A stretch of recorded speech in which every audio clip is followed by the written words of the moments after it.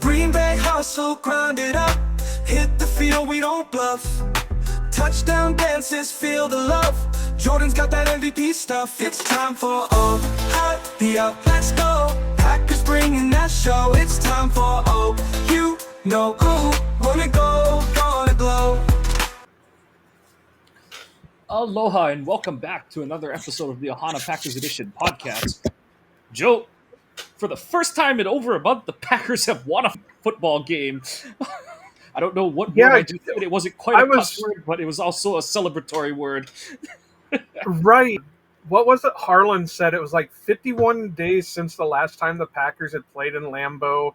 And of course, that also corresponds with the last time they actually won a game, too. So, yeah, that was crazy. We'll get into it as our usual segments, but overall, the first thing I want to say is I get it. It was frustrating. It wasn't as clean or as pretty as any of us would have liked it to be. But honestly, this is like the NFL season is a weird like reversal of like, the NCAA basketball tournament has the like catchphrase of survive and advance tied to it. Honestly, at this point of the season, the NFL season is survive and advance at this point. It's all about just racking up wins, trying to figure out what your identity as a team is, stay and or get healthy, and just like that's been the Packers' problems the last 2 years is that they've won their opening game, or no, they haven't won their opening, but they started the season off like 2-2, 3-1, and then they've gotten in the hole after that and stuff. At the end of the season, they're climbing out of the hole to try and make the playoffs. So, like I said, we'll get into it. There's a couple points that I know that we'll be touching on that we've been touching on for the past month, but overall, like, I'm not here to just like gaslight you about what how the game went or anything like that, but you should be happy that you're young.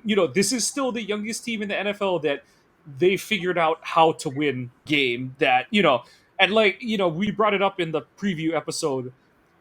I hate big point spreads because, Andy Herman kind of pointed this out in a bunch of his episodes on Pack a Day this week where it's like the big point spreads, what it does is it makes any win undesirable basically because it's like you win by 30, it's like, okay, great, you were supposed to do that. That team sucks. If you barely win, it's like, oh, you've got problems kind of thing and stuff. And if you lose, that's the main thing is like, you didn't fucking blow it and you're still undefeated at home. Yes, there's a lot of things to get better at, but we'll get into it, but I stick by most of it should be improvable or correctable. Yeah, I mean, like I was talking with Brian on our post-game show, it wasn't pretty, but it was a win. So we just kind of be happy with the fact that it was a win and it wasn't pretty. But, I mean, it goes back to a lot of the same stuff that we've talked about for the last month when it comes to LeFleur and his team, and a little bit with what's going weird with the Halfley defense. But, overall it was a victory. It was a team that we were supposed to beat. So you can't ask for much more than that. Yep. Do you want to just go into our segments? Sure. Fresh cheese. I'm going to take the first one because I got to talk about this. I'm going to be riding high with this kid until the wheels fall off just because of everything that happened and, leading up to the draft. And, I pretty much, I gotta ride it because I called my shot on this kid, and that's Matthew Golden. I said it on the post-game show that the way he was moving around the field and when he had the ball in his hand, the way he was making his catches, he already looks like he is on tap to be that number one wide receiver.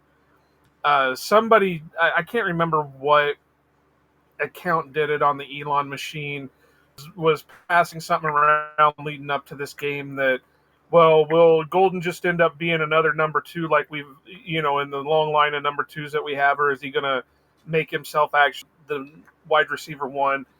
And the way he was moving around today, especially once he had the ball in his hand, this kid's special. And I would have loved for him to be able to cap it off with a touchdown to get his first one of the season on tap, but what was it, 86 yards on 5 catches, and then another Just 3 16, catches, 5 targets. 3 catches, 5 targets, and then he had another 16 on the ground with 2 rushes. So I couldn't remember the catch when I was talking with Brian, but maybe you would know it a little bit better. But it was the one where he was like crossing the field, and then he makes this like jump step, and Oh yeah, it was they, just a hitch. It was just a short hitch, and yeah, yeah, yeah, and he jump step and basically juked the defender out of his shoes and took it for another 5-10 yards. And I just couldn't believe how he was moving, because that you would see out of like a Devontae or a Greg Jennings or somebody like that who Jennings had is the been one in that the came to mind. Yeah, for me yeah because that had been in the league for 3-4 years, but he's only in his sixth game or sixth week, fifth game, and I'm really excited for him. I know the big thing is once we get Watson on the field, how's the room going to look when that happens?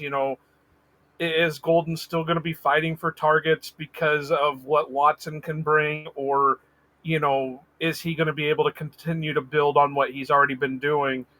But man, I'm really looking forward to seeing how this kid can turn out. yeah, I mean, I always really liked Golden as a target too. My whole thing was I was just never sure they were going to actually pick him at the spot you would have to take him to get him in the draft. And I mean, I'm so glad that they finally just picked the fucking receiver in the first round instead of trying to reinvent the wheel and getting way too cute with the pick. That's how you end up with a Jordan Morgan, Eric Stokes kind of pick where it's like, I guess it's a need and you're kind of forcing it because you're holding these like, oh, we don't pick first round receivers and all that kind of stuff. But like you said, the And in a way, playmaking kind of like the Quay Walker and Devontae Wyatt a picks. little bit too, yeah. I do, we'll get back to those two are proving how important they are to this defense. But I agree. Like, I appreciate that they just truly went best player on the board. And the biggest thing for Packers fans, and, everyone's seen the advanced stats about how he's like the best separator in the league and all that kind of stuff. But I think the most important thing is that he is making plays down the field. It's not screen passes. It's not like trick play, like or gadgety plays or anything. Like, yes, he's getting reverses, he's getting those swing passes and stuff, but he's making his hay on like he's got the play against the Cowboys last week. He's got the hitch that he turned into a catch and run that you talked about, and he's got the massive third down conversion when since he was trying to make the game more interesting than it deserved to be at that junction of the game.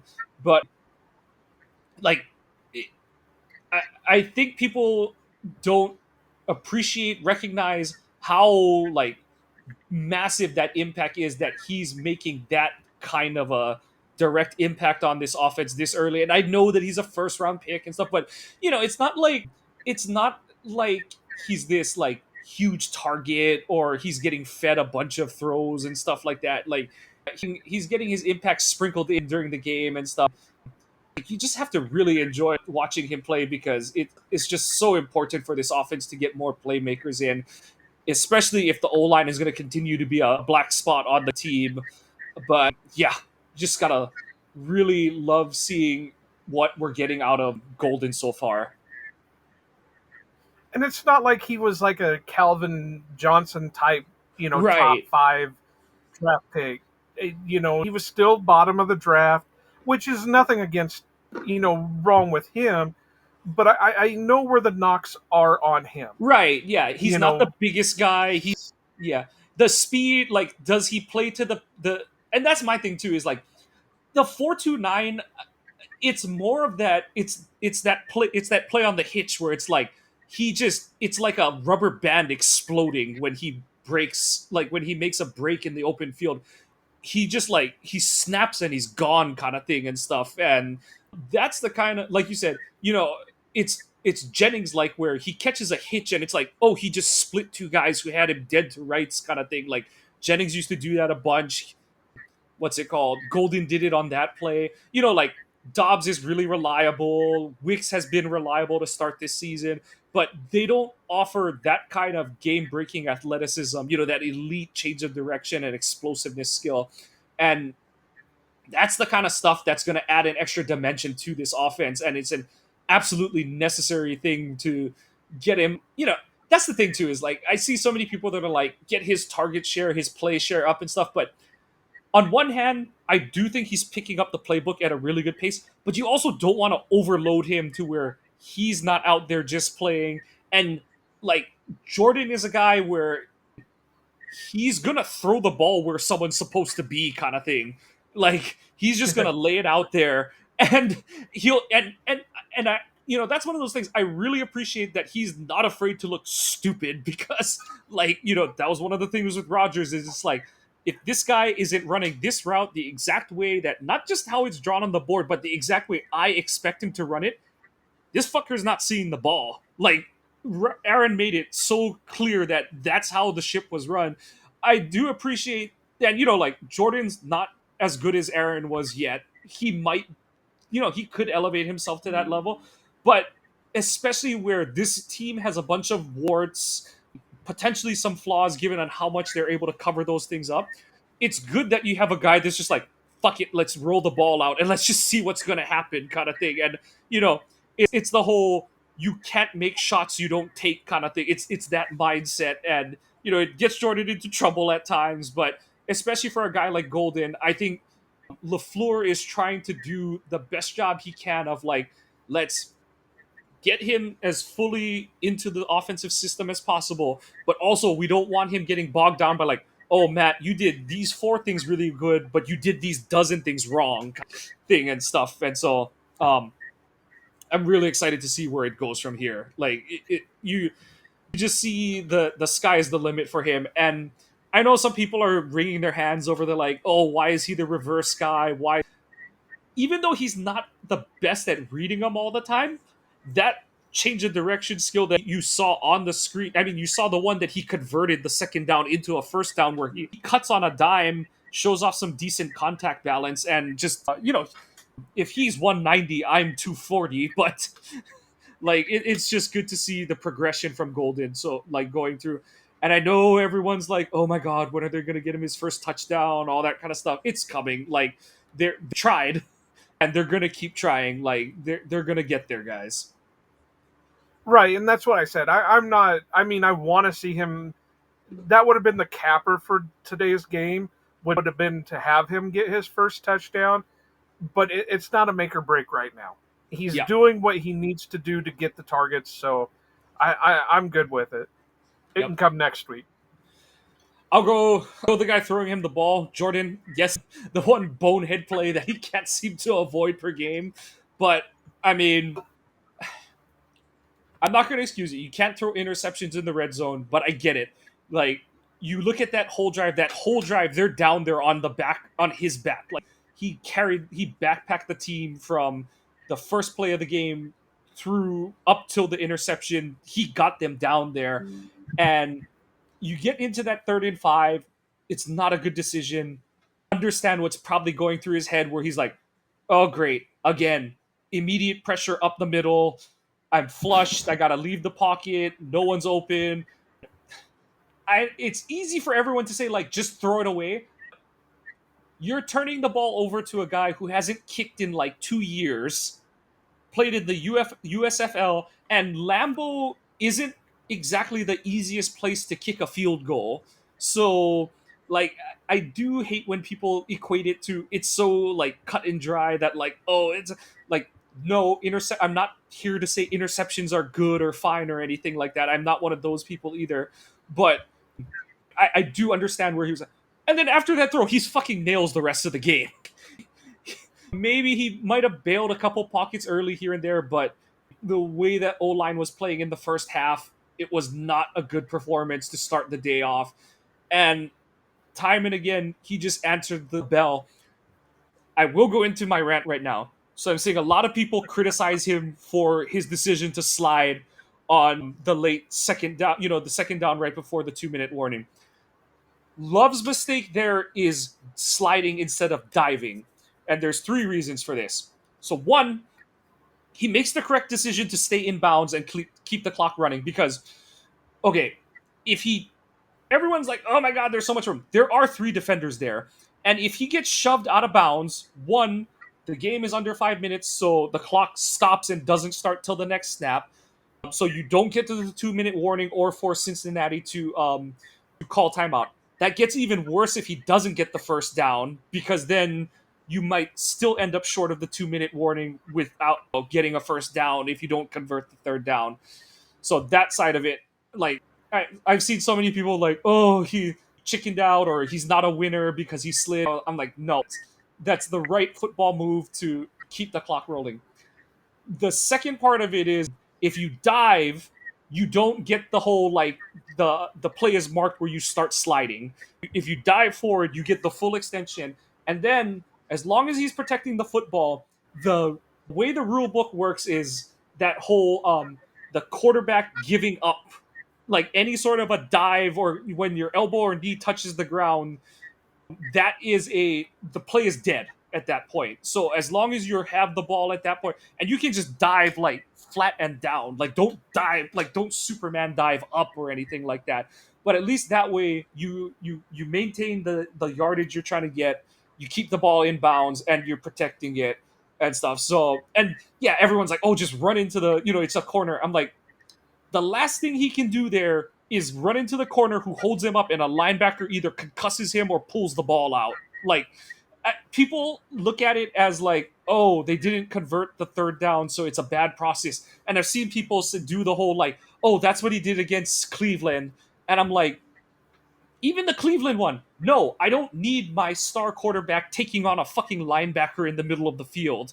And like I said, this one too, especially because you're dealing with the variable of the sideline, you're dealing with, you gotta make Cincy either call a timeout or use the 2-minute warning. I still do not understand the concept of saving a timeout for after the 2-minute warning. That part of coaching absolutely blows my mind. Like I don't understand how we got there. But I don't get LeFleur's obsession with the timeouts anyway, because it's either we're going to waste them all or we're going to save them all for when we don't need them. yeah, but what's it called? I'm just kind of like I'm totally fine with how he handled it there. And even the play after, I know some people are like, take the sack. I'm like, no! Like, again, this kicker, he's had a good day to this point, but why are you going to make it harder on the kicker? Like, he made a Yeah. safe throwaway. Like, yeah. Got his touchdown, ran the ball when the team needed him to. I thought he was really decisive in a lot of his reads.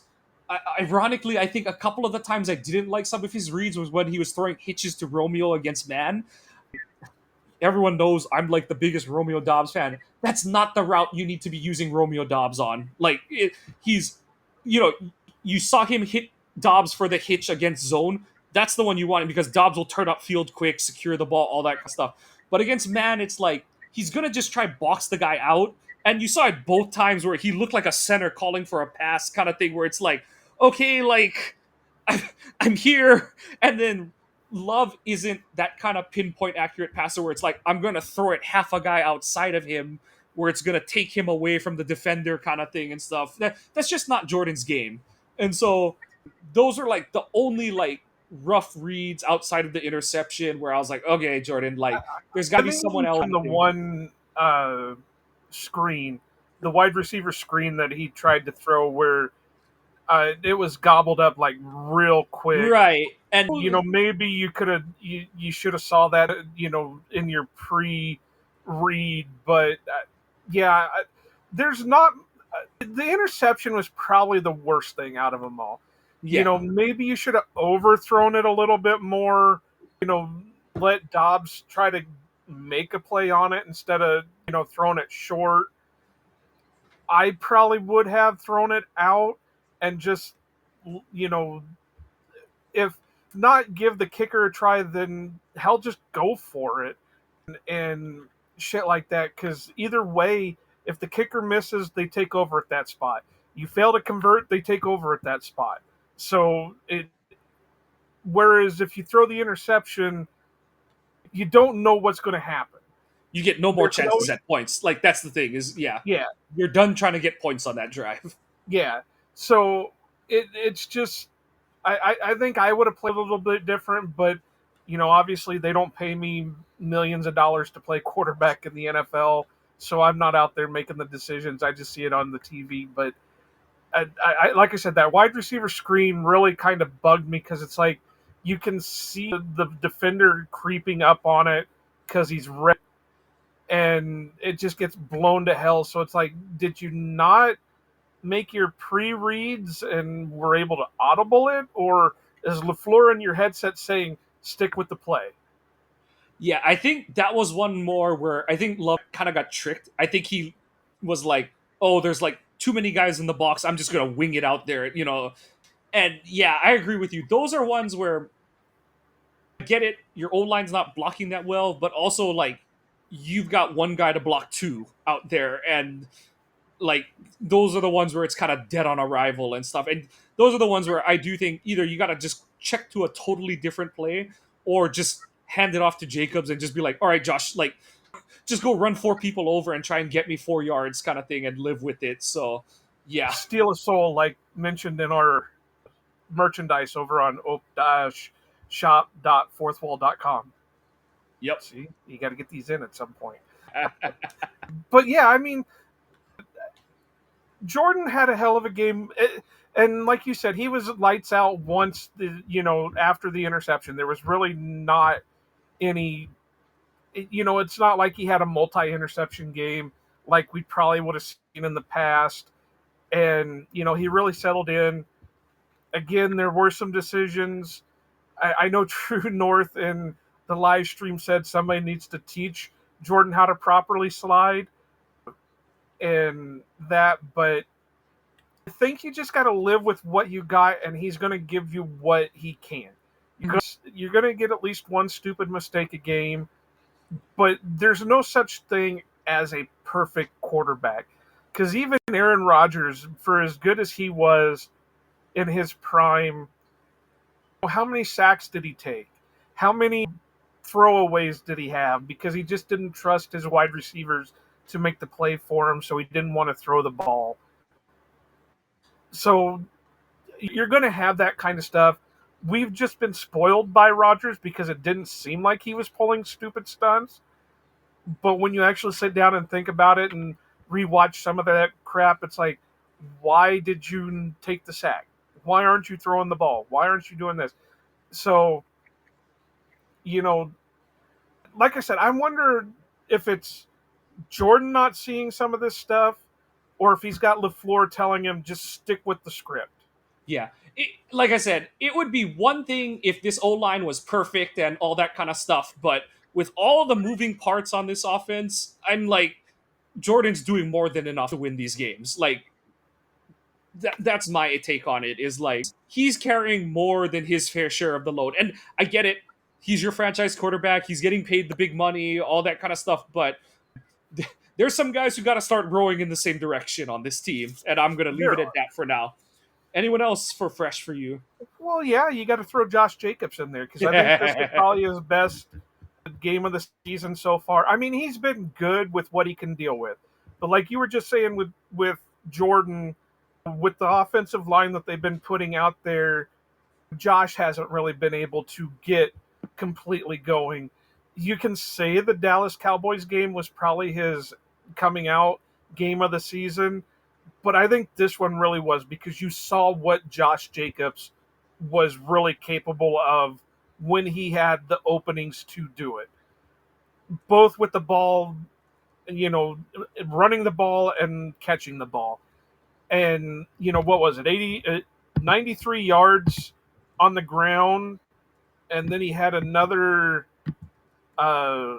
57 through the air and 2 touchdowns. So, I mean, this is what Josh Jacobs can be when he's given the opportune time. And then come to find out he's been sick. Now, I didn't hear it. I just saw the tweets and stuff like that talking about how he was talking about being sick after the game and nobody knew it leading up. So I don't know, was it like the flu or stomach bug or something? Probably like a flu kind of thing or something. Hopefully, just like a 24-hour bug kind of thing, because you don't want him flying cross country with that sort of issue and stuff. But yeah, he said like, oh, and I was wired up and I had to puke before the game, during the game, after the game kind of thing. And he made this comment about like, oh, like I hope they cut that from the tape, and everyone's like, don't cut that from the tape. But no, So I agree with you. Like, he had the overall total counting stats against Dallas the previous game, but today was like a truly efficient, explosive looking game, which ironic because he was exploding from one end kind of thing and stuff. But yeah, like I mean maybe his second explosive isn't the right word to use in that situation. but like his second touchdown run, he doesn't make that run like a couple weeks ago because he just hasn't looked that fresh and explosive. And he like I know that was probably like that might have been the best blocked run play of the season for the Packers, but he sees that hole, puts his foot in the ground, and he's just gone kind of thing. And I know he gets some contact, but you're not when he has his head of steam up like that, you're not stopping Jacobs at that point. So And then he throws that stiff arm out there, and you definitely aren't stopping him. yeah, and today is one of those games where that whole thing with him not having a receiving touchdown until last season and still only having the one is one of the most weird stats in the NFL because he is a really underrated pass catching running back. Like I know he had those couple of swing passes against Cleveland where like Jordan was just a little off and all that stuff, but some of the catches he made today, like he had the one down in the red zone where Jordan steps up in the pocket. It is like kind of like last second dart throwing the ball to him, and it comes out a little high and a little behind. And like the rule with throwing to running backs and tight ends is always like, don't make them work for it. Like put it on them and like just let them catch it and go kind of thing. And he went and kind of like had to snag it up and behind him kind of thing, and he was able to bring it down and turn up field and get first and goal. Set up his first touchdown run. So it's just a really good sign, and it's just so important for this team. And you saw it on that one, was it a third or the fourth down where they do the bootleg and the ball is definitely supposed to go to Jacobs, and instead since he's like, oh fuck, and they put like 3 defenders on him, and so Jordan goes and cuts up field and gets the first down with his legs and stuff. So getting Jacobs active in both phases is really important. I know some people had some stuff to say about like, Wilson getting a few carries. Jacobs can't get 25 to 30 carries every game. That just doesn't work in the modern NFL. Unless you start playing like LeFleur has tried to tell us they play with, all gas, no fucking break, or wake up with your piss on. Right. If Yeah. they start scoring, 40 to 50 points a game, then you can start giving him, 20 to 25 carries a game. Yeah. So, and I know a lot of people are going to say, like, oh, he had 23 touches, catching, receptions, and carries are not the same. Like, the toll they take on your body is a lot different when you have 4 guys hitting you and tackling you versus, like, 1 guy who's, like, just kind of shoving you out the sideline kind of thing. So, yeah, it's a totally different thing. Any honorable mentions or anything like that you got? Well, I had to look it up because I guess I didn't realize he went out with an injury at some point. But Lucas Van Ness, he had the lone sack for the game. I guess it's a foot injury. They said he didn't break anything so far, so Yeah. that's obviously a good sign that It's probably going to come back and be foot sprain kind of thing. or what's the one? Not a Liz Frank, the plantar fasciitis, Oh, maybe. which sucks. Yeah. And because they're thinking he's going to get an MRI tomorrow, but they're thinking it's more a soft tissue, and that would be a little bit what plantar fasciitis is more of your soft tissue than anything. But I thought he looked really good. Like I said, he had the lone sack of the game in the run game. He was in the pile. He was continuously in amongst the group. I guess you can throw that in there as a total. They were swarming again. which was really looking good on defense. It wasn't just one guy making a tackle; it was a group of them, and so Lucas has really turned it around. So here's hoping it's not anything too major with the foot, and if he has to miss time, it won't be too much time.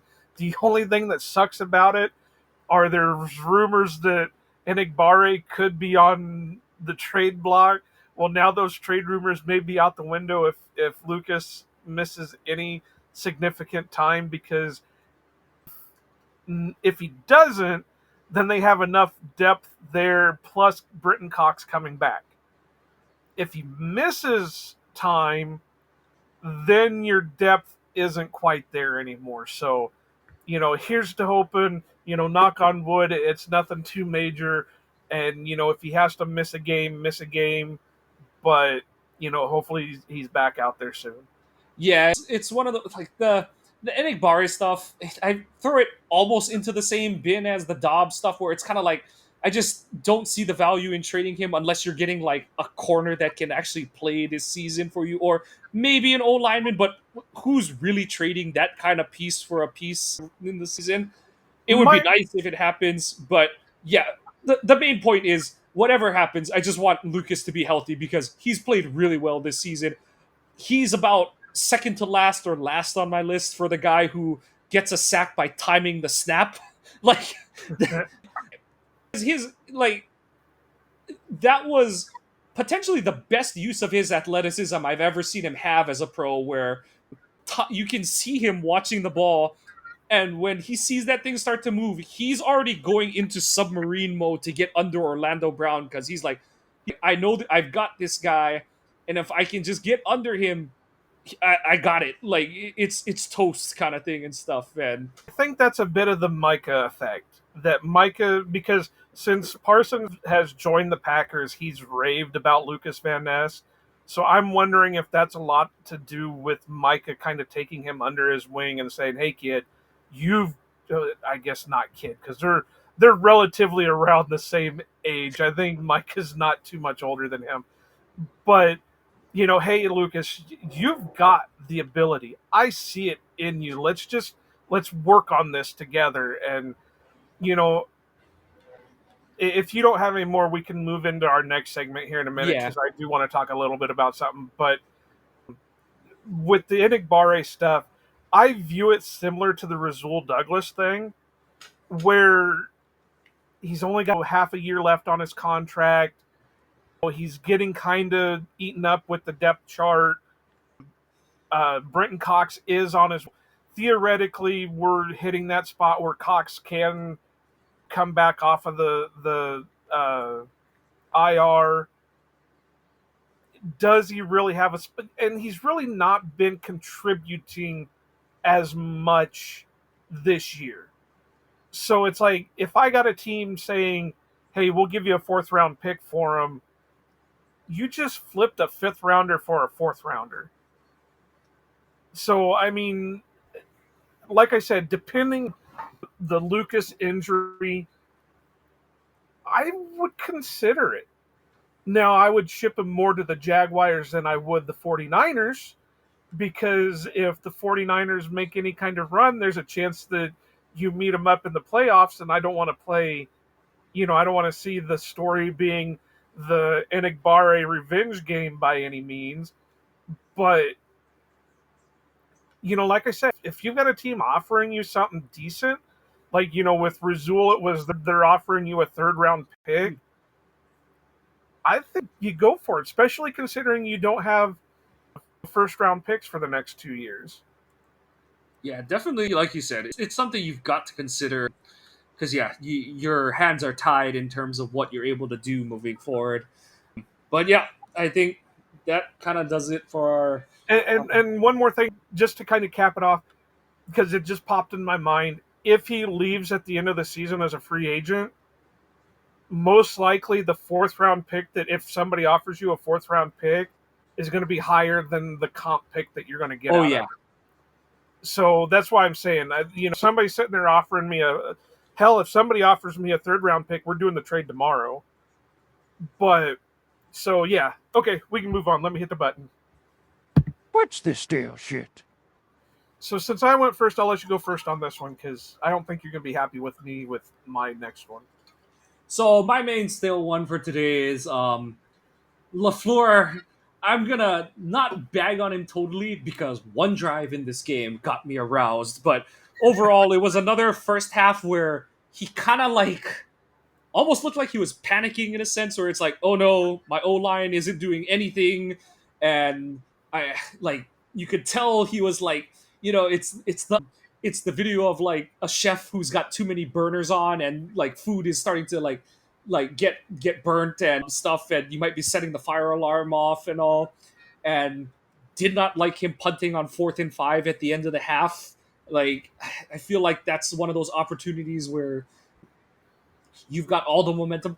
And like I know everyone's gonna say like, well, look, Cincinnati missed the 67-yard field goal, blah blah blah. I'm like, yeah, but also look at it. You did all that to avoid giving up points, and they still marched it right down to get into field goal range with limited time. Like you gained what 30 yards of field, 40 yards of field position, and it didn't mean shit. So that's just my And attitude on also, that the kind of only stuff. reason that they missed the 67-yarder was because he luckily was able to get the timeout called in time.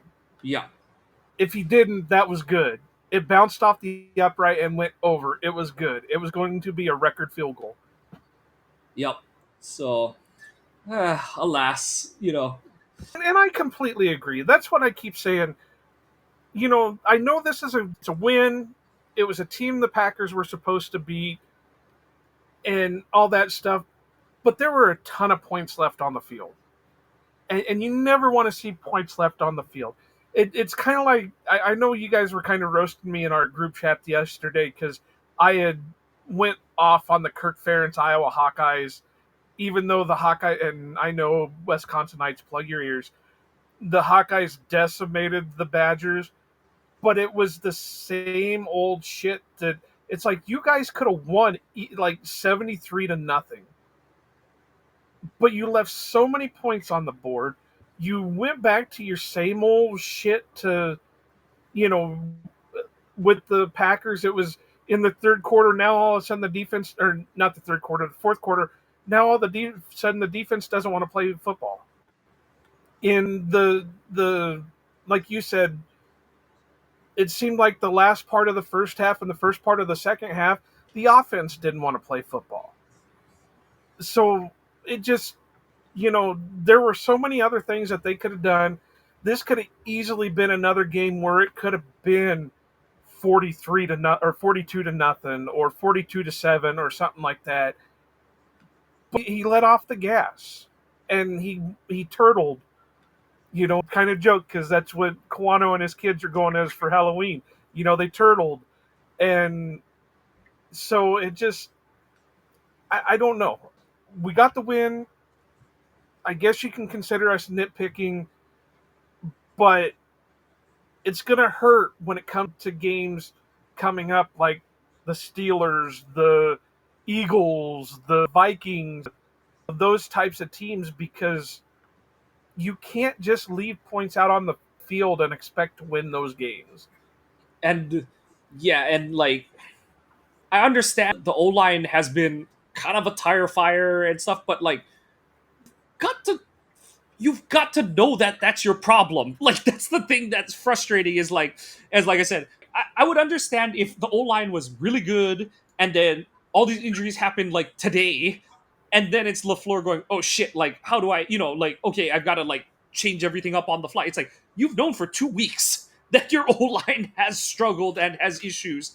You've got three guys who have injury designations coming into the game who Tom didn't start this game off very well. I didn't think Walker was very good at all today. And And like I said Tom, it on the Elon machine that I'm wondering if the quad and the oblique were bothering them more because neither one of them were playing yeah, up to snuff. Tom looked better as the game went on, but early on he looked, I'm going to just say he looked horrible, honestly. He couldn't move. He looked like he was either saving himself or just like could You yeah, also have to or into remember Hendrickson went out of the game at a certain point too, right. so And you're gonna that's have the to other deal with thing that. is like all the success in the second half is really good, but the one guy that you're like, that's the guy to watch out for, he was gone, kind of thing. We'll go into it a little more with Arizona. Arizona doesn't have a great defensive front or anything. So this is, again, another week of like, ugh, they have problems. Is it time to worry and stuff like that? But it's only stale because they did get the run game going in the second half. Jacobs had a healthy 5.5 yards per carry. Overall as a team, you averaged 4.6, and that's including Love's like 2 kneel downs in the game and stuff. And that last touchdown drive where you go back up 24-10, finally we saw a drive that was fueled where every play on the drive had a run look to it. And that is the part that I'm like, that's the offense. Like, that's what it's supposed to be. I know that it definitely works way better from under center than in the gun, even with the whirly bird and all that kind of shit. But that drive where Cincinnati has gotten back in it and is kind of getting traction and stuff, to go and just say, okay, we're going to play action, run the ball, play action, run the ball, play action, touchdown, Tucker Craft kind of thing. Like, that's the kind of stuff where you just haven't seen LeFleur do that in, part of it was Love was injured last year and, all that kind of stuff. But I like, that is one of those where I'm like, okay, like, that's what's boosting the grade for me. Is like, and it's a little bit back to the like, when they had to score, they were able to put together some drive.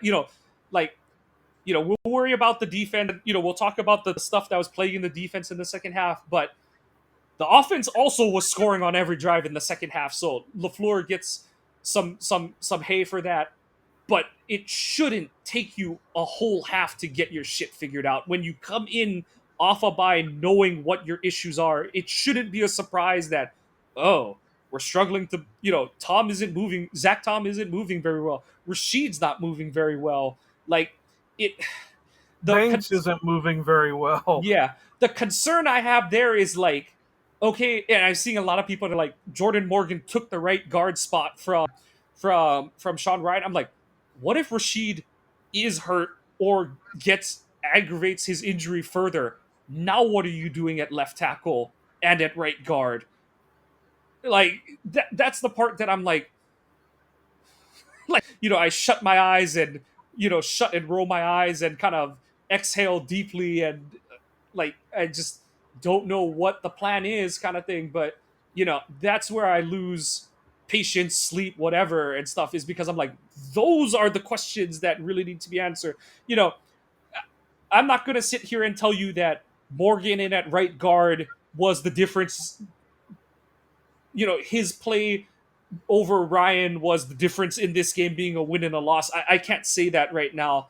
But to me, it's like, I just don't know what the point is. Like, that's the part where I'm I'm a lot concerned about where the direction of this team is. Because, like I said, if Walker turns the wrong way and that quad like rips on him, it's like, well, now what the fuck? Like that. So, like I said, you won the game. He did manage. He used his timeouts well. Called the timeout on Evan McPherson. What's it called? He was, and then I think there was a couple situations where he did call some good timeouts on defense where it looked like Green Bay was a little scrambled in the second half. So I think one of them was on the final drive right before Cincinnati was about to kick a field goal and stuff. So, better overall game management. I think that was the only weird one, was that they had just come out of the 2-minute warning and he wasted a timeout. And right. to me, that's not wasting it, because I'm like, okay, if you saw something that tic-tac-toe checkmates your play that you've called, you've got to call the timeout there. Like that. And I saw some people like, but I'm like, that wasn't a case of like they look confused or anything.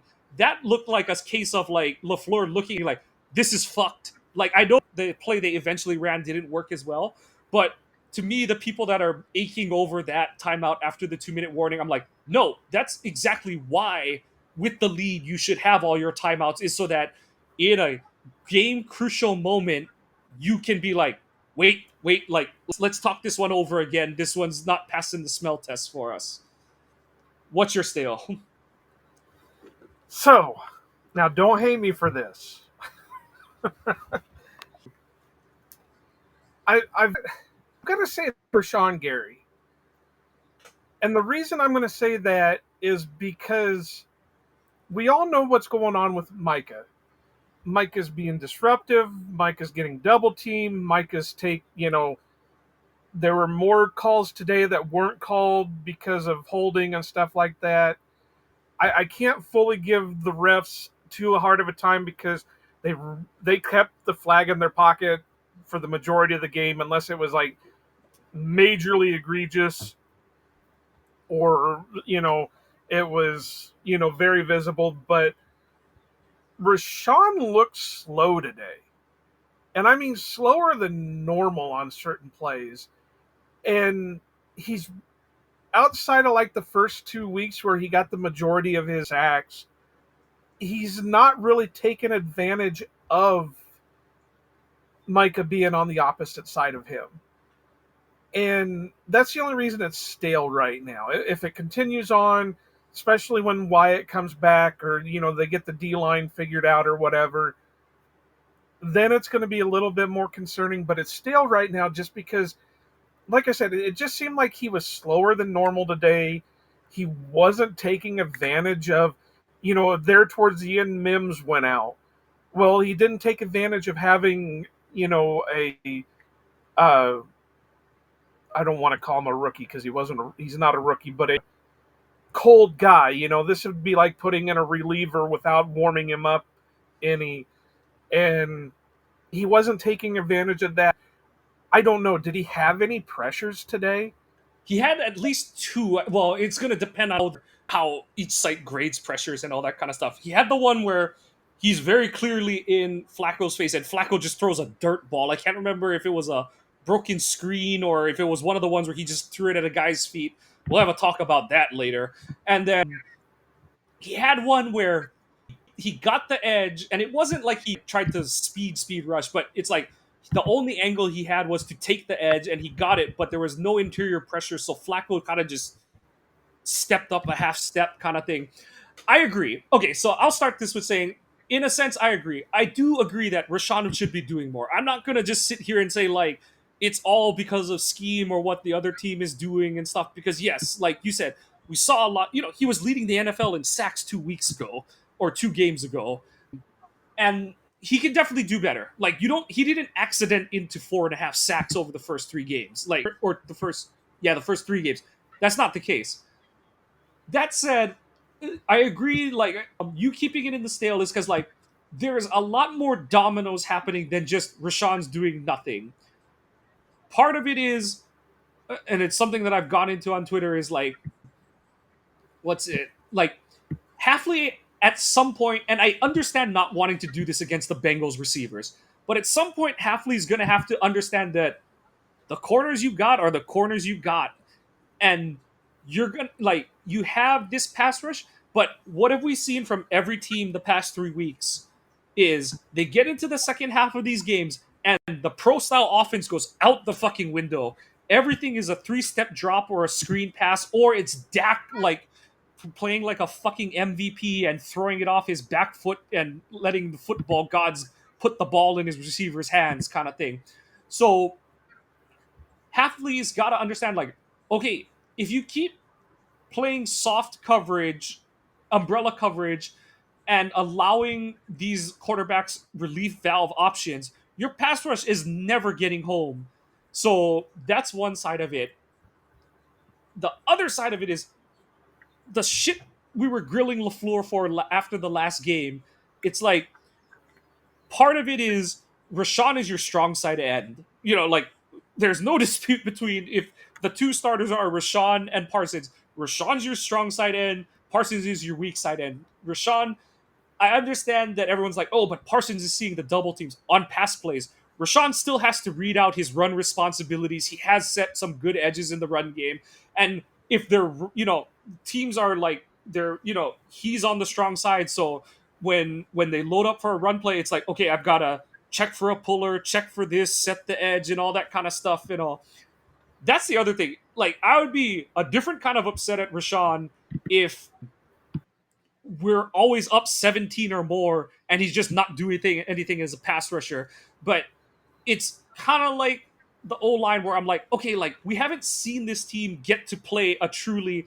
The other team is in a pass only situation, and on top of it, it's like they're playing, call it bullshit college offense stuff. It's like everything is a 3-step drop and out. Like the Jamar Chase touchdown, I don't know if Flacco dropped on that play. He just got the shotgun snap and was like, fuck it, he's down there somewhere. And like I said, I understand where Halfley's coming from, that it's like, okay, like I can't just let these guys get eaten alive by this receiving core. We've got to get a win here, all that kind of stuff. But when you get against the better teams on the schedule, there's gonna be matchups, and your ace in the hole is your pass rush, and you can't let it die because the quarterback is getting the ball out in 3 seconds or less. Flacco, everything was out in a flash. Rodgers, in 2 weeks, he's like leading the league by half a second in terms of shortest time to throw or some shit like that. So Halfley's gonna have to make some decisions in that area. But suffice it to say, as much as I'm not blowing the horn yet or anything like that, I do need more from Rashawn. I agree with you. Like, you can't be getting paid what you have the guy across from you that you got and not have a impact play in a while kind of thing. Like, I was hoping basically what I'm saying. That's why I have a stale right now. Is he's not giving us what we need because of the guys that I could understand if he didn't have Micah Parsons on the other side, and he was struggling a little bit, because then he's the premier pass rusher on the team that people are going to double team and all that good stuff. But he's still playing like he doesn't have that premier guy on the other side. He's still showing that thing. And I understand what you're saying about, he's got all this other shit that he's got to do. But, when he was going, like there was one, and I couldn't tell you what point in the game it was, but he was clearly going after the quarterback, and he just kept doing the shuffle feet, shuffle feet, shuffle feet. And it's like, why aren't you driving on the guy? Right, and that's one of those, I get that if, like, you're using him to contain the pocket against a Jaden Daniels or something like that. But this Joe Flacco, who, like, made it very clear, like, boys, I don't want to get hit today. Like, he made it blatantly obvious early in the game, like, every ball is going 2 feet in the dirt in front of my receiver if I'm not seeing what I want to see, kind of thing. And so, yeah, you're right. And it's not like he was getting blocked by a tight end either on those plays. So I don't have anything, like I said, those are the ones where I totally agree with you. I need more. Like, I need more from my number 2, 1A, whatever you want to call yourself, Rashawn. I need more. And I thought we had kind of gotten past this a little bit, because the Cleveland game, he has the 2 loud sacks in the first half of that game, and we haven't seen many impact plays. He's had a couple like TFL or run stop kind of things, but it's like we need more impact in the pass game. And the ESPN did credit him with 2 QB hits today. Yeah, like I said, he definitely had the one where Flacco was like Rashawn was doing the thing where he had both hands up as he runs at him, kind of thing, and you can tell, like, so there was definitely that one, and I think there's another one where he kind of got there a little late and stuff. But yeah, it's one of those where it's like, we do need more. We do need more from you, big guy. So yeah, that's my stale. Do you got any other ones that you want to? I agree with you that they rallied better to tackles this week than they did the previous. But I think they're in this weird like twilight zone of where they're like sacrificing the just getting guys to the ground to try and hold guys up to punch at the ball. And I'm like, no, like, get the tackle first. If you Charles Woodson or Charles Tillman, the guy on the way down, that's great. But like the play that kicked off Cincinnati's second half scoring barrage is a 3rd and 2 that gets stuffed in the backfield. And then you have 3 Packers on the running back. And then for whatever reason, none of them is like, let me cut the guy's legs out. They're all like, let's go get the ball. And then the fucking right guard comes in and jumps on the pile and pushes it forward and stuff. That's another one we're earmarking for later. Like, I've got some problems with this ref crew in terms of their game control. There were some glaring deficiencies, but I feel like I don't even know how to qualify what I'm concerned about with the tackling. Like I said, I agree with you. It's good to see that they're gang tackling again, unlike the Dallas game and parts like the late parts of the Cleveland game where you can tell they got tired. But there was just something about it where it's like, you do know that the initial point is to get the guy on the ground as fast as you can, kind of thing. And I worry that Halfley's comments about like, oh yeah, we have to create more takeover opportunities, and forced fumbles is one of them, and the Packers are the only team without a forced fumble, and all that kind of shit. The only way this defense gets screwed is if it gets stuck on the field for too long. And when you have plays like that 3rd and 2 where you could have got the guy, should have got the guy down for a loss or a stop, and you hold him up to try and rip the ball and end up giving up a first down, it's like, no, you guys lost the plot. Get off the fucking field. I don't care that it's not a turnover. Like, you've got it's 4th down and they're not going for it at that point of the field. Yeah, I mean, like I said, there's warts all over this game, but it was just, like I said, good to see them get back to the rally. And I think that's the one good thing Halfley's brought from the college ranks was Yes. this isn't a single person tackle. You need to be at that ball. I don't care if you're a defensive back. I don't care if you're a D lineman. I don't care what you are. That we need group people, a meeting at the ball carrier. So yeah, there are some issues with it, but I'm glad that they're making their way back to that.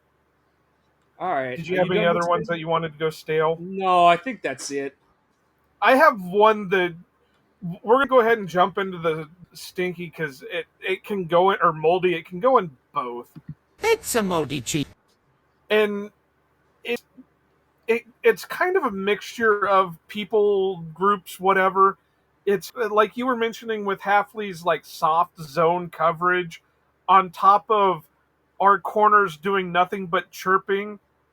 And I understand you want to have that attitude with it, and it's good. It's fun to see them chirp when they have a successful play, but don't be chirping on one play and then get blown up the next play. Well, and then like the one that really stands out to me is, Carrington Valentine makes a really nice play on the final Bengals scoring drive where he breaks up kind of like I said, one of Flacco's fadeaway throws where he's like, I don't want to get hit kind of thing. But it's like, he starts celebrating and the ball is still floating in there. It's like, dude, go get the ball. Like, well, and there was he's kind of the main one that I was talking about because he makes a play on the ball, and even the announcers said it like he saw that he was going to probably get nailed with Trent Green was great today. I mean, Harlan is always excellent, but Trent Green was excellent today. And you could see it where he was going to start celebrating over, I think it was Chase, and then he turned and started celebrating down the sideline instead because he knew he would have got a flag for taunting. But then it was like a play or two later, he's the one that gave up a big catch. It's like, I get all for celebrations, all for chirping, all for running your mouth, but make sure you're consistent out on the field before you do it. Yep.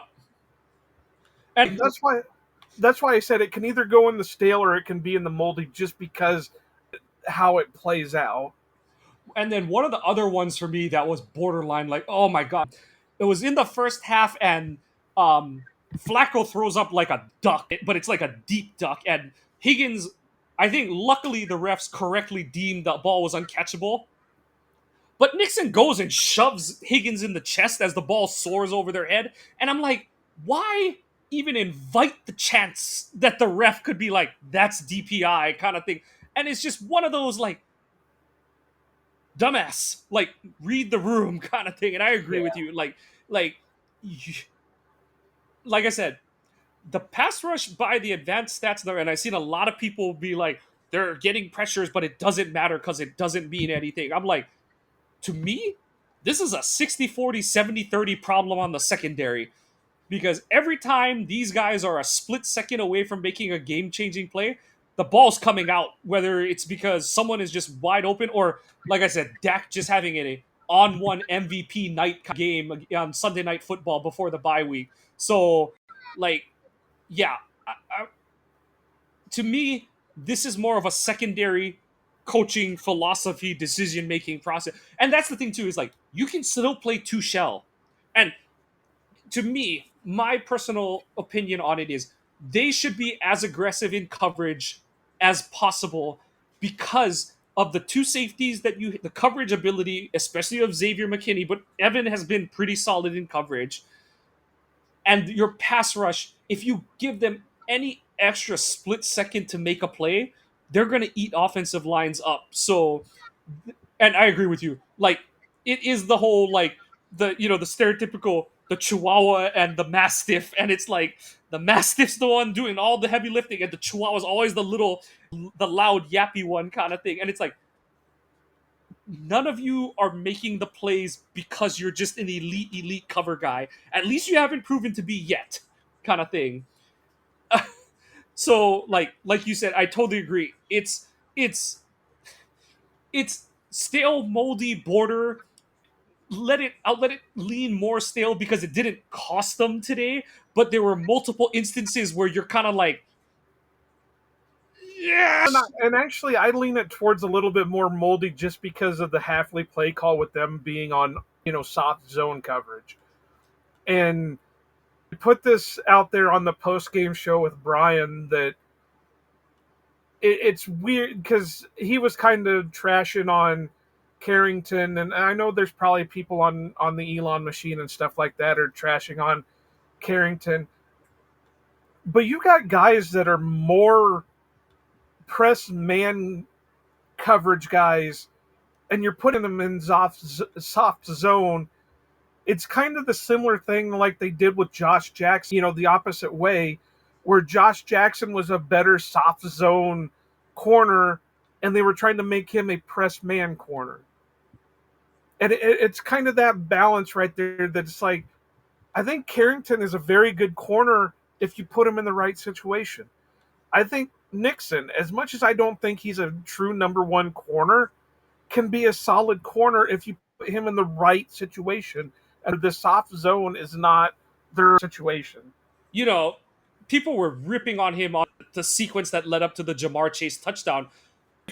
If that's any other receiver that's not at least Justin Jefferson, he's probably got a couple pass breakups and maybe an interception out of that sequence kind of thing. And yeah, I think, I have such a hard time with it because I'm like, on one hand, I don't expect more out of the corners because I kind of like, it's a B minus C plus room, and any resistance is good resistance out of that unit. But at the same time, it's like where you're getting at, it's like, don't make the dumb backbreaking mistakes. Don't make stupid penalties that cost your team. Don't leave meat on the bone because you're too busy celebrating. Don't get burnt right after you make the one nice play you're gonna have again. I agree with you. So yeah, I'm in total agreement with you there. Like I said, I think it's just the whole. I've had such like less than lukewarm expectations for this corner room that I'm like, all that kind of stuff. Oh, we need a Asante Samuel Jr. You know that, right? He might have the same neck fusions you've got at this point. So what do you got for a moldy? Okay, so Brad Allen's crew. I'm not even going to get into the whole how many times was Micah held, all that kind of stuff. I've just accepted, especially talking to a lot of Cowboys fans, Micah's going to get held relentlessly, and it's up to the other guy to make something. Micah's still going to make his dozen plays a season kind of thing, so everyone else has to pull their own weight. So first off, Evan McPherson shouldn't have even had a fucking chance to kick the 67-yard field goal because why are you reviewing Jacobs going in or being tackled in or out of bounds so fucking late in the play clock? They let like 30 seconds tick off before someone in their goddamn brilliance in New York is like, let's take a look at this. And you can see LeFleur is pissed. and he's like, what's happening? And I think he got even more pissed because the Packers had a situation where I believe it was 2019 where Jimmy Graham got tackled and it looked like he went out of bounds, but they were like, oh, he fumbled it, so it's inbounds and the clock should run and stuff. And I think LeFleur's like, so are you going to give me a 10-second runoff? And they were like, no. And I think LeFleur is like, then what the fuck are we doing here? Because he's very clearly tackled inbounds. And I say that because if you look at the mechanics of how they handle it after that play, the floor was probably going to run the clock down on that sequence. You know, they were doing their usual, like, get to the line of scrimmage, read out the play, all that kind of stuff. I'm sure LeFleur had a play in momentum, you know, right after Jacobs picks up 5 yards. It's like, let's go right into this next play and stuff. All those kind of things. And LeFleur is rightfully absolutely livid with like the referee, like, so I get nothing out of this. Like, and like I said, it'd be one thing if it was even close. It was not close at all. Like, Jacobs doesn't, nothing touches out of bounds until he's very clearly down in bounds. And so, like I said, why am I so upset about it? Because you flash forward and the Bengals are snapping and spiking the ball with somehow 1 second left on the clock. First off, I think it's absolute horseshit that they put the second back on the clock. I don't think they even got the snap for the spike off with a second left on the clock. Like, that's how slow I thought the Bengals operation was there. But to me, that whole, no, we're definitely putting a second back on, like, screw you, Brad. Like, no, that's absolute horseshit to pull that move on our drive and then to be like, nah, put a second back on the clock. It's like, no, that second don't fucking exist anymore. And then you have just some weird. Okay, and then, like I said, controlling the pace of the game. So the third down play we referenced earlier, where Green Bay has the play stacked up, and then they like, you know, I know that they had mic issues and you couldn't really hear the whistle at any point of this game, but they just let that third down play go, and that play was stoned. Like, the running back was not going anywhere. Forward progress be damned. And they're like, I wonder if my dinner reservation. Oh shit, the play's still going. Oh look, he's moving forward now, kind of thing. And it's like, dude, he was stoned, and I.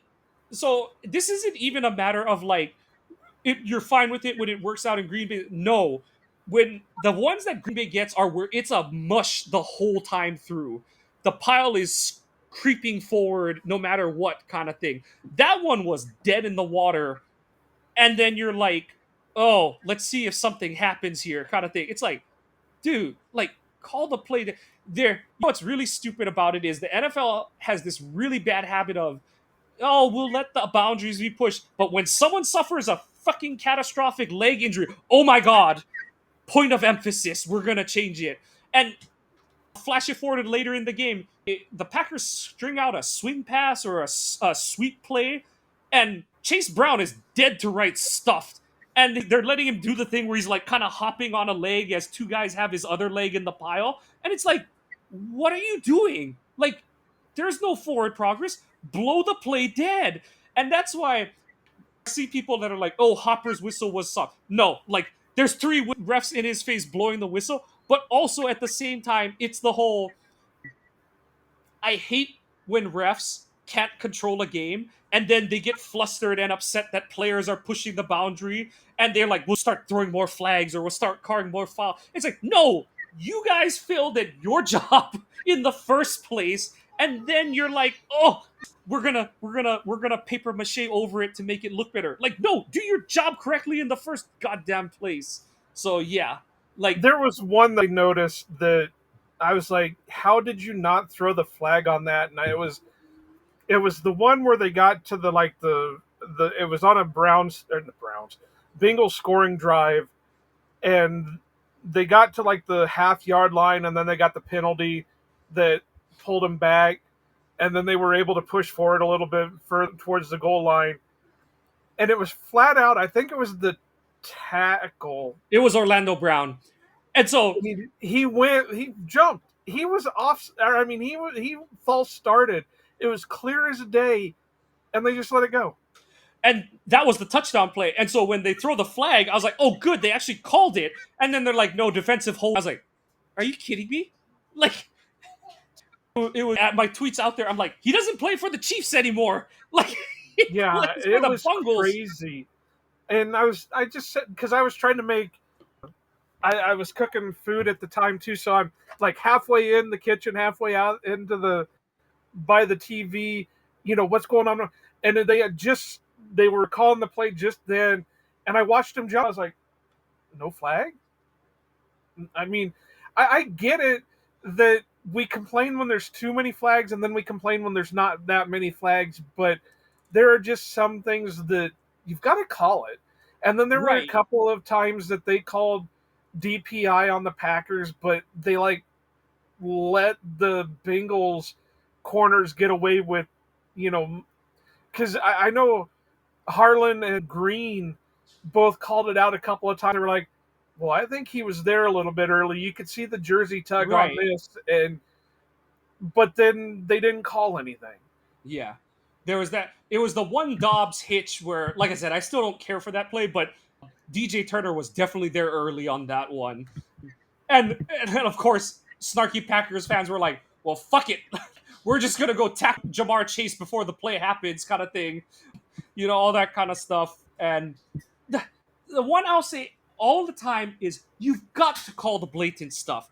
The one play, like, I understand that, like, okay, you're going to give blockers the benefit of the doubt against Micah Parsons, which that's one of those things that I'm like, do you want your superstars to be superstars? Or, like, I've never understood that train of thought in, like, every sport except for basketball. Basketball is the only one that goes in the opposite direction and is like, we're way too lenient on the superstars. But, like, with Parsons, like, it was always the Dallas fans, if you look, they're all kind of laughing now. They're like, Packers fans, you see it now, kind of thing. But it's like, is he just so good that you can't give him a fair shot? But I'm like, okay, as much as I don't agree with it, I'll bite and say, okay, maybe, you can't throw a flag on everything. But you cannot let go of the plays where he is so clearly tackled by an offensive lineman, or the ones where it's like when a blitzing linebacker or a blitzing Parson comes through the middle, and it's like he's not carrying a suitcase behind him. He's not gonna run after the quarterback with an arm like this. It's one of those where I'm like, you have to suspend your disbelief and use the gumption of your better judgment that there is a hold there. And if you need to get New York City more involved with that kind of stuff, so be it. And these aren't even the ones where we say all the time, like, 4K TVs, you can see the blades of grass, and that's why you can see these different things. Where, like, no, the Orlando Brown false start, blatant. The Micah Parsons being tackled. Oh wait, he plays defense. Blatant. Like, those are the ones that absolutely cannot be missed. And, like, you have the one where in this Detroit Kansas City game where the referee, and I know Detroit fans are gonna bitch and moan about it, they absolutely got the call right that Jared Goff illegally motioned before the play. Like, and you see the ones where it's like, oh, New York has called and has like pre-reviewed and assisted review and shit like that. You should not be doing any of that shit if you're not going to be like, you guys got to drop a flag. That was blatantly something. And then, since we're on a reference, the other one is you cannot let quarterbacks throw intentional ground balls. Like, I know that the That's why rules. I've always been confused about the intentional grounding thing, because it's like you'll let them throw it directly into the ground by the feet of an offensive lineman, but if he happens to throw it out of bounds with nobody around and he's not in a certain area, you're going to call it intentional grounding. Right. And where I hate it is, okay, the one thing I'll give passes is screen passes, because screen passes are like, it's there or it's not there. And, like, okay, like, you got us. Like, fine. But what Flacco was doing, what Tom Brady did for a bunch of his career, where it's like, like the Dak play from 2 weeks ago, where because the whole point of intentional grounding, the reason the rule was written is to keep quarterbacks from avoiding taking sacks. That's the whole point of the play. Why do you, first off, have it written in a way where And I know that refs want to say like, oh, we don't want intent brought in. You fuckers don't know how to rule intent is a problem or not anyway. So miss me with that bullshit. If a quarterback bounces a ball 4 feet in front of a receiver to the point where the receiver's just like like makes no effort to catch it, that should be intentional grounding. Like I said, the plays where Flacco gets a flash of green in his peripheral vision and he's like, this thing's going in the ground or it's going out of bounds, that should be intentional grounding. Dak Prescott throwing it over his pass protecting running back, that's supposed to be intentional grounding. And the thing is that when it's called on the borderline correctly, but it's like on the fringe where everyone's like, oh, did he really get out of the tackle box or did he really not have a receiver area? And I will say it every time, like, like the one, Dallas fans were like, oh, well, you got the Jordan Love one. I said, no, they're two different plays because on Jordan's one, he is making a very clear effort to get outside of the pocket and he's making a very clear effort to get it towards Musgrave. Like, Musgrave is running a route and like Musgrave maybe should look for the ball earlier and make it not look as bad kind of thing. But like, he is very clearly like still trying to make a play. That is a completely different thing than Dak, like, oh my God, oh my God, oh my God. Javonte Williams is right there. I'm throw it laterally almost over him. And then for the rest to be like, oh, the running back's there and the tight end is there 8 yards down the field. Like I said, to have a rule, you have so many rules that protect the quarterback. You can't land on them. You can't hit them in the face. You can't slap them on X. You can't fart in their face. The low block rule is another one that I think is really stupid. The Chargers got called for one today where it's like he should have like there are so many rules that benefit the offense. And the one part about the low block rule is you should not let guys submarine O linemen's knees. Like that's the intent of the rule. But if the guy like I hate when refs are like, oh, he needs to stay up high in the block early for longer. I'm like, there's a 300-pound guy pushing downwards on a 200-pound cornerback. What do you think is going to happen? Like, is the corner supposed to blow both knees out by getting pushed over backwards on the play? Like, these are the kind of rules where I'm like, you guys so often with like intentional grounding and shit like that, you say you don't want there to be intent. Like, why then do you have these other plays where it's like the cornerback is like, no, that rule is to stop O linemen from blowing their knees out from low hits kind of thing. Like, you guys don't even know why these rules are in your rule book. If your refs to a man, like, and that's the thing, you always hear those like refs talk about like, we have these seminars and it's a great sign when 60% of the room gets the same feeling on a rule. I'm like, that's horrible. Like, they're like, oh, we put this play situation up and 60% of them get the thing right. That's wrong. No.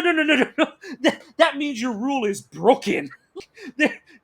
There's not supposed to be a dissertation or a freaking grad school level argument debate over what is or isn't a catch or what is or isn't intentional grounding. These things need to be much more black and white. And like I said, you can say intent does and doesn't matter, but the whole point of intentional grounding is that quarterbacks are not supposed to be able to dirt the ball to avoid sacks. And like, the way you know the rule is stupid is that non-quarterbacks on trick plays don't get the protection. That's how you know the rule is absolutely broken. Refs don't know how to call it. It's one of those where it should be challengeable, and New York should be involved on all of those if you challenge it kind of thing. Like I said, the way that the league is, intent shouldn't be involved in a call versus, oh no, maybe intent on this one. I'm like, what the hell are you guys doing? But wrap that all up. That's my rant on the officiating today. I really can't think of anything else that I would call moldy because, like I said, this was outside of a handful of things. It was a good win. Should they have scored more points? Yeah, but what are you going to do about it? This is the team that we've got. This is the coaching style that we've got.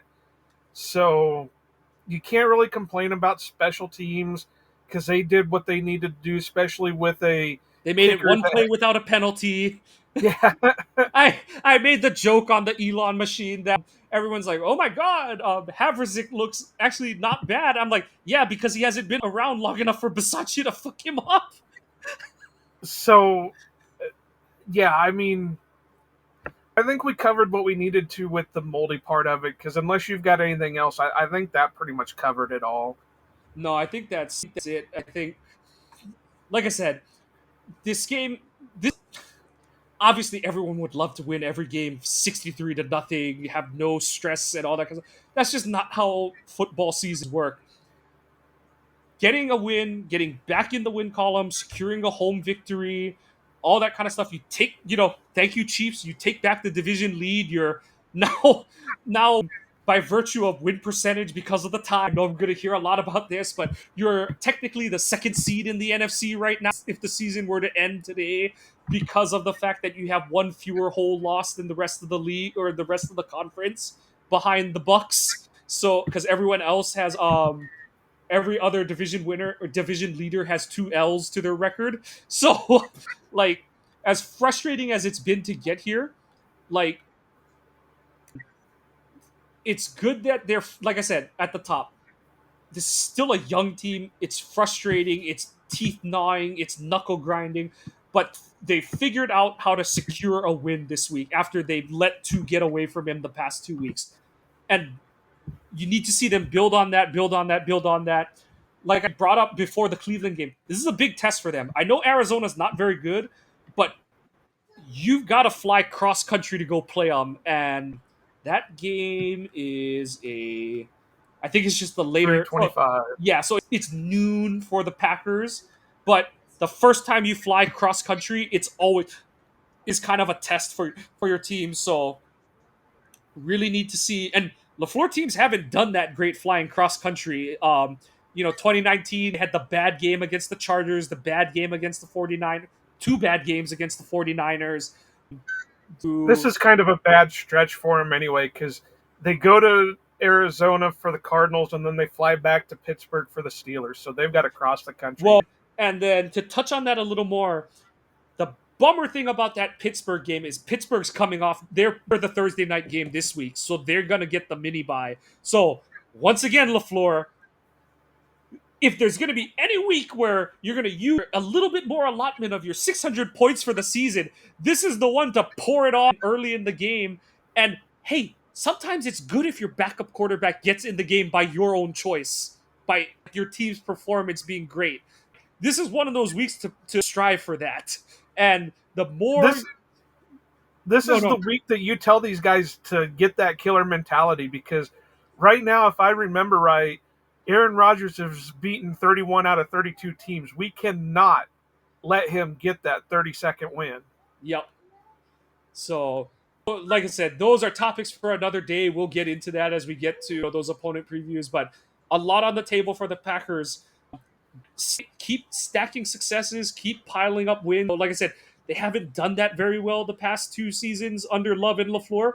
Get in the habit of piling up early season wins so that you can be in the hunt for higher seeding, be in control of a division, be the team getting chased or attempted to be chased. Make that your goal. Don't just, we're looking to be a little better than yesterday. Yes, that's the first step, but have higher goals than that. And this is a rough stretch coming up because you got Cardinals, Steelers, Panthers, Eagles, Giants, and then you get into your North teams. Yeah. So, I mean, this is the stretch that's going to make or break the season, really. Because if you look at it by, like, record of opponent, advanced stats, all that kind of stuff, Arizona, New York, Minnesota, those are games that, like, you've got to figure out a way to win those games because those are all NFC teams. You got to... And, even the Steelers are a little bit of a paper tiger, but, if Rodgers is feeling hot and you let him play the way he wants to play, he'll tear you up kind of thing. So you got to change up what you're doing and just be the aggressors. Like you said, be the attacking force going into the next month of the season and really establish your team identity. Like I said, that last touchdown drive should be how this offense operates 90% of the time.